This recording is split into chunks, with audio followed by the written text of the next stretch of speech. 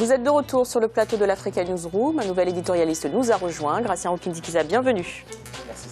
Et nous sommes toujours en compagnie de nos autres experts, Camille Sari ainsi qu'Alfred Chango.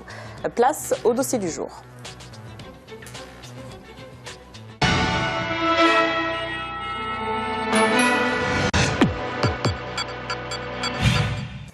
La noix de cajou, principale source de revenus de la Guinée-Bissau, fait face à deux défis majeurs, le vieillissement des plantes et la transformation sur place. L'objectif du gouvernement est de passer à une croissance à 5,5% en 2015 par la relance de la production de la noix de cajou. Un reportage d'Elan Ndiaye, notre envoyé spécial en Guinée-Bissau.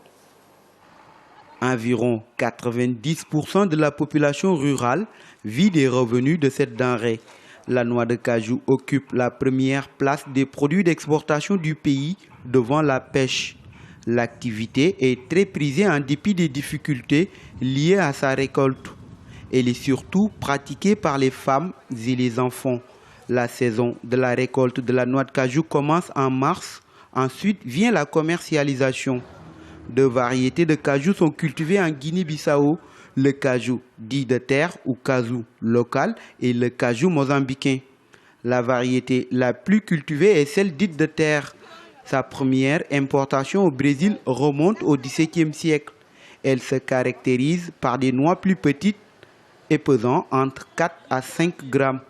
Le cajou mozambicain introduit il y a une vingtaine d'années provient, comme son nom l'indique, du Mozambique. Ces noix sont plus grosses et pèsent entre 6 et 8 grammes. Quelle que soit la variété, plusieurs produits sont dérivés de cette matière première, comme le jus, le vin de cajou ou encore le rhum ou eau de vie, entre autres. De terre ou de Mozambique, la noix de cajou reste le principal produit d'exportation avec 200 000 tonnes de noix exportées en 2013. La noix de cajou, en ce moment, on peut compter une surface de 250 000 hectares. 250 000 hectares à une production de 800 à 1 tonne par hectare. Donc la production en ce moment peut arrondir quelque chose comme 220 000 tonnes et on arrive à exporter environ de 160 000 tonnes de noix de cajou. La culture de l'anacardier se pratique dans les 8 régions du pays. Comme ici à Biombo, situé à 65 km de Bissau, plus de 500 hectares de champs cultivables sont exploités par les femmes pour cette spéculation.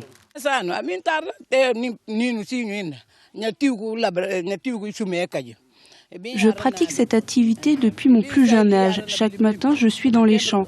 Je possède au moins 6 hectares. Il y a beaucoup de femmes dans cette région et nos enfants nous aident aussi beaucoup. On se lève tôt le matin pour la récolte. On a toujours des clients qui viennent acheter ces noix.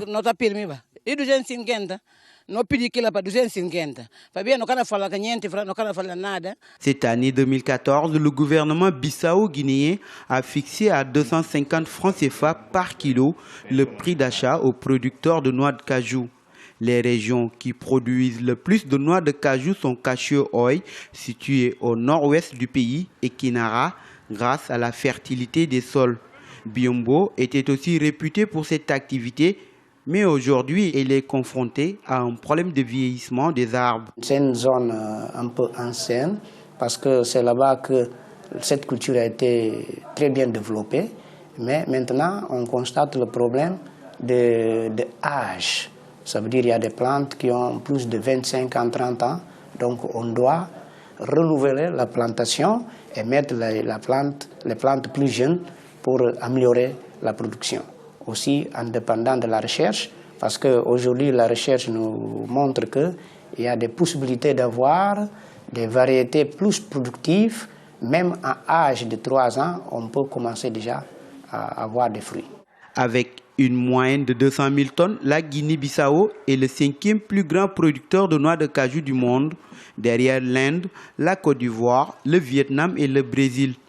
La plus grande partie des noix est exportée à l'état brut. Les capacités des petites unités de transformation ne dépassent pas 10% de la production totale du pays.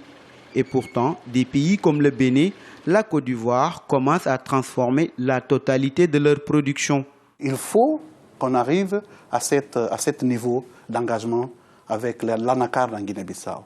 On ne peut pas continuer à exporter l'anacarde, n'est-ce pas? Pratiquement 90% de la production de la Guinée-Bissau est exportée sur l'Inde. Ça, c'est quand même scandaleux. Nous avons de l'emploi à créer, nous avons de la valeur rajoutée à capter dans le marché et dans l'économie bissau-guinéenne. Donc nous ne pouvons pas permettre que l'anacarde continue à sortir de cette façon et de cette manière. Donc il faut effectivement une politique qui va immédiatement ajuster cette situation. La transformation de l'anacarde en Guinée-Bissau est actuellement presque inexistante. Un déficit que le pays compte rattraper dans le cadre de sa politique économique. Et pour ce faire, une usine de décortiquage est mise en place par la société privée Gomez. Aujourd'hui, nous sommes en train de l'adopter d'une capacité de entre 3500 et 4500 tonnes laborales annuelles.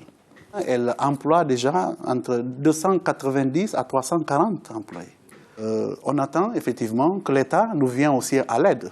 Parce qu'on ne peut pas faire de l'usine, n'est-ce pas, faire de l'industrie, sans que l'État elle-même soit impliquée dedans. Des usines sont en train de naître petit à petit et le pays compte augmenter sa capacité de production. Il est possible. Nous produisons à peu près 200 000 tonnes de noix de cajou par an.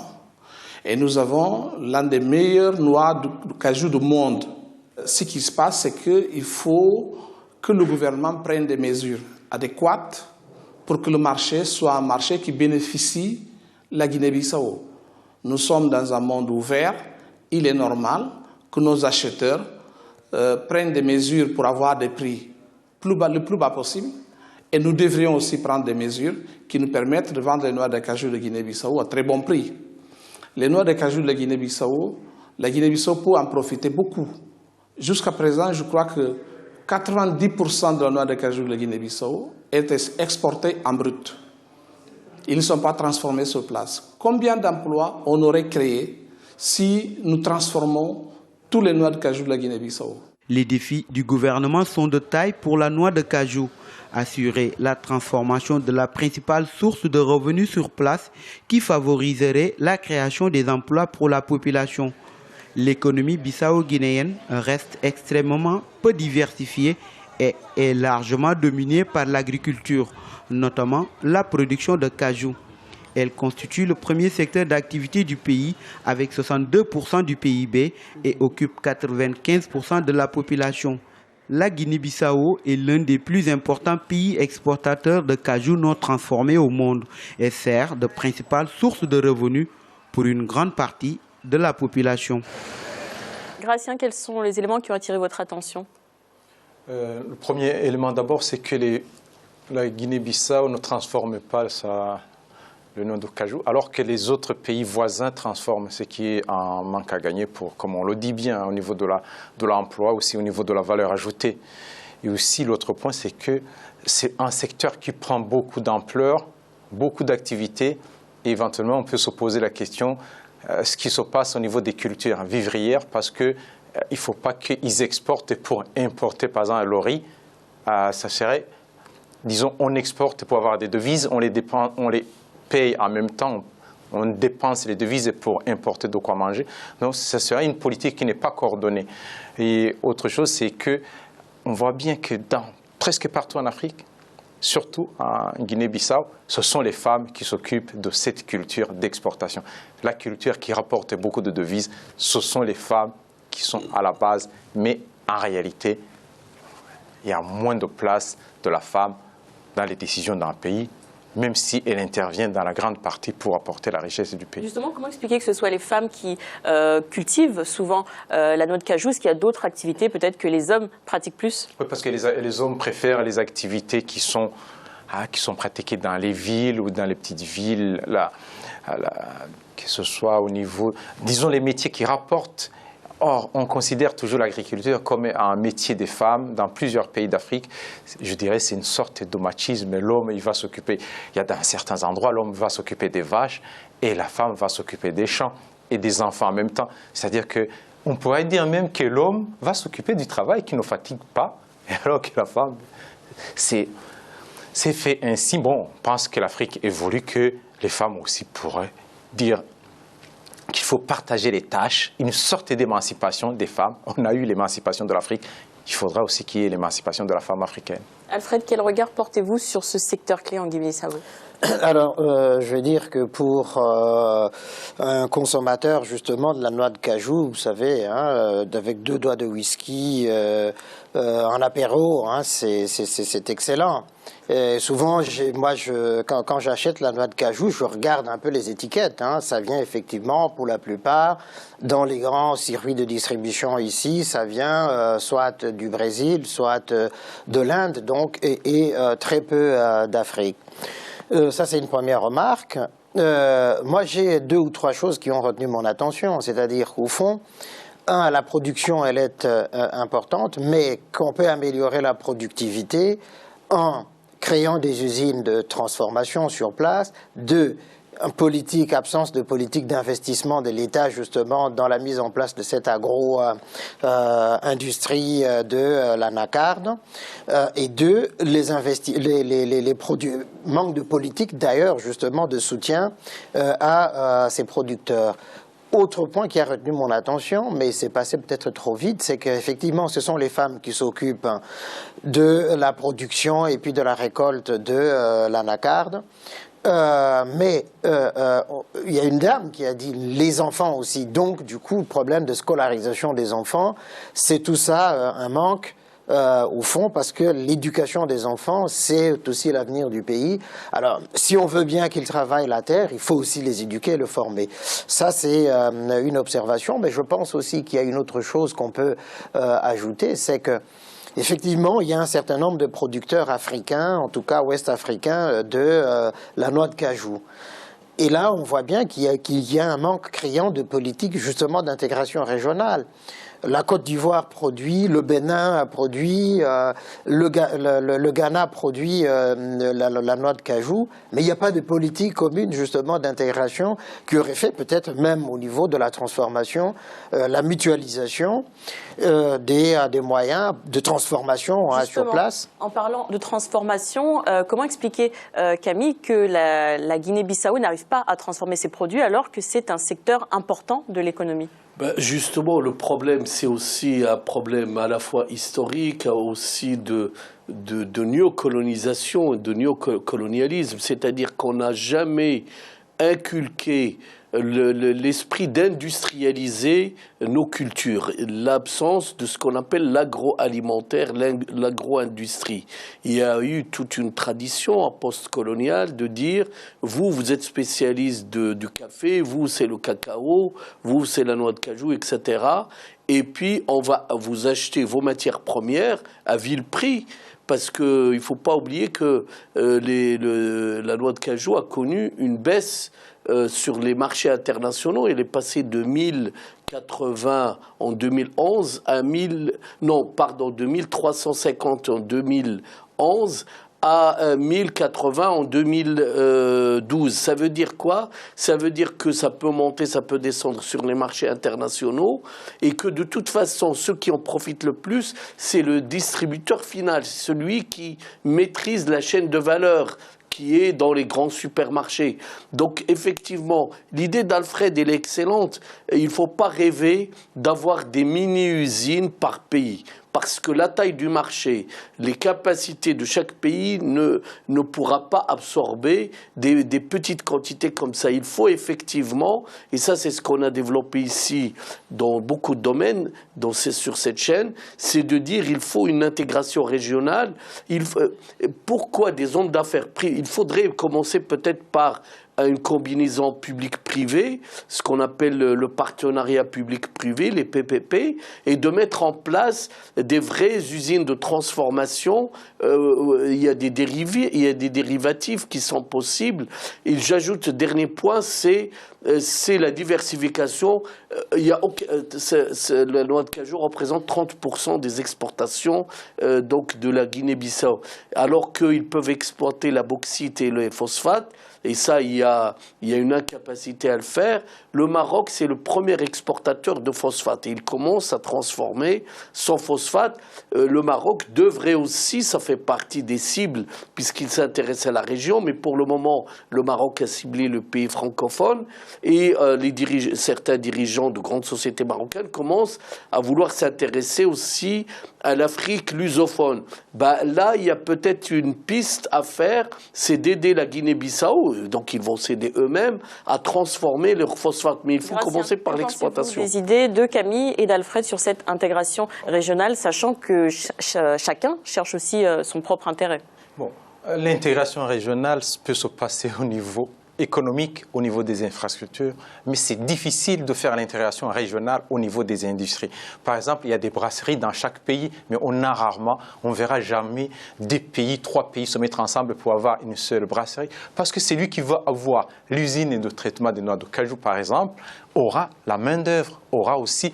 Ça va être dans son produit intérieur brut. Ça fait partie aussi de ce que le pays, oui, je termine, ce que le pays peut vendre, peut montrer. Par exemple, la Guinée-Bissau, si ce pays n'arrive pas à transformer, c'est parce que le pays a beaucoup de besoins, n'a pas assez de fonds. C'est pas question de manque de volonté, c'est le manque de fonds pour faire cette politique. Or, ils ont de l'argent qui rentre au niveau des devises. Ce n'est pas dit qu'il peut y avoir un financement. Là, il y a une bonne chose parce que déjà, il y a un financement des Nations Unies, qui est un fonds d'industrialisation, qui va leur permettre d'industrialiser. Vous voyez, c'est un financement qui vient des Nations Unies, non pas un financement au sens privé. Écoutons l'avis d'Alfred, après on vient vers Là où je diverge de Gratien, c'est sur le fait de dire l'intégration agro-industrielle n'est pas possible. Il y a un exemple frappant que nous connaissons tous, Airbus. Voilà l'exemple même qui montre que cela est possible. Airbus, une partie en France, une partie en Allemagne. Mais pour l'assemblage, ça voudrait dire quoi? Ça voudrait dire quoi? C'est-à-dire qu'il y a la production qui se fait dans chacun de ces pays. Mettons qu'ils mettent en commun les moyens pour construire une grande usine de transformation. Donc il y aura l'envoi de toute la production pour la transformation et la redistribution après, suivant le quota, le tonnage de chacun de ces pays-là. Donc là, effectivement, chacun gagne. Mais je dirais aussi, je termine par là, Camille, c'est que si jusqu'aujourd'hui la Guinée-Bissau n'a pas été capable justement de développer cette industrie ou l'industrie de la pêche, c'est parce qu'à un certain moment, tous les pouvoirs politiques qui se sont succédés ont été gangrénés par le narcotrafic. On le sait, et puis par des coups d'État, par l'instabilité constante. Ce qui fait qu'effectivement, au lieu de mettre en place des politiques d'investissement, notamment dans ce terrain agricole puisque c'est un pays qui est presque à 80 ou 90% agricole, au lieu de consacrer l'argent à cela, ça a été acheter des équipements militaires et puis faire de coups d'État. Justement, ce que dit Alfred, c'est un bon exemple. Ça signifie quoi? Il y a un manque de volonté politique. D'ailleurs, la production de noix de cajou s'est effondrée en 2012 au moment du coup d'État. C'est concomitant. Par rapport à ce que dit Gratien, je donne l'exemple, le contre-exemple, c'est qu'au Comecon, c'est dans les pays de l'Est, il y avait ce qu'on appelle l'intégration par la production. Je ne dis pas qu'il faut copier le système soviétique, je ne dis pas ça du tout. Il ne faut pas revenir là. Mais c'est tout à fait possible qu'il y a un partage de production. Pour produire un produit final, prenez par exemple en matière de cacao ou noix de cajou, vous prenez le produit final, il y a tout un process, il y a des étapes. On peut imaginer que la Guinée-Bissau s'occupe d'une usine qui traite le premier traitement, ensuite il y a le beurre, ensuite on a le produit semi-final et peut-être les produits alcoolisés parce que ça peut se faire pour le rhum, etc. Donc il peut y avoir des possibilités d'usines, mais là aussi, il faut peut-être qu'on réfléchisse au niveau de nos pays, parce que nous n'avons pas des hommes d'affaires entreprenants, nous avons des hommes d'affaires spéculateurs. Enfin, pas tous. Nous avons beaucoup qui vont au gain facile. Sur ce point, il faudrait qu'on ait des hommes d'affaires entreprenants, mais il faut que l'État aussi soit là, les États qui est ce qu'on appelle partenariat public-privé. On est dans un domaine de production qu'on ne peut pas scinder en plusieurs étapes pour mettre dans un pays et dans un autre pays, parce qu'il y a aussi les problèmes de transport dans ces pays. On ne peut pas produire jusqu'à tel niveau et aller produire dans un autre pays comme en Côte d'Ivoire. On est dans la transformation, un système qui est assez rapide. C'est pas comme les avions, par exemple la France et l'Allemagne. C'est une politique d'investissement à long terme. Dans cette politique, moi, ce que je dis, c'est comme les brasseries. C'est-à-dire, on produit ce qu'on peut. Les brasseries, ce sont des Graciens. Ce sont c'est pour les consommations locales. Oui, bien sûr, mais ce sont des entreprises occidentales. Pour la plupart de toutes les brasseries qu'on trouve en Afrique centrale, ce sont des filiales des entreprises. Même pour ces entreprises, pour transformer, chaque entreprise brassicole, belge ou hollandaise. Mais voilà. Chaque entreprise a besoin de chaque pays aussi a besoin de produire. Pourquoi ils font ça? C'est-à-dire, ils refusent qu'il y ait justement cette mutualisation, cette mise en commun des usines. C'est qu'ils veulent faire des gains partout dans tous ces pays-là. D'ailleurs, quand vous regardez la politique brassicole de tel groupe néerlandais ou belge la Primus, par exemple, pour ne pas la citer, vous trouverez une usine au Congo-Brazzaville, Kinshasa, au Rwanda, au Burundi, etc. Mais pourquoi est-ce que ces pays-là ne peuvent pas eux-mêmes, justement, imaginer créer leur propre usine commune qui diffuserait, etc. Il y a le volet politique parce que chaque pays veut produire. C'est ce que nous avons dit. Oui, c'est ce que nous avons dit. Il faut une volonté politique. Oui, voici le rappel des titres évoqués un peu plus tôt. Merci Camille. Un peu plus tôt dans cette émission, 1300 civils musulmans du quartier PK12 à Bangui, en Centrafrique, ont quitté la ville ce dimanche sous escorte de la mission internationale de soutien à la Centrafrique, motif l'insécurité dans les rues de la capitale. Une opération dénoncée par les autorités qui regrettent cette évacuation.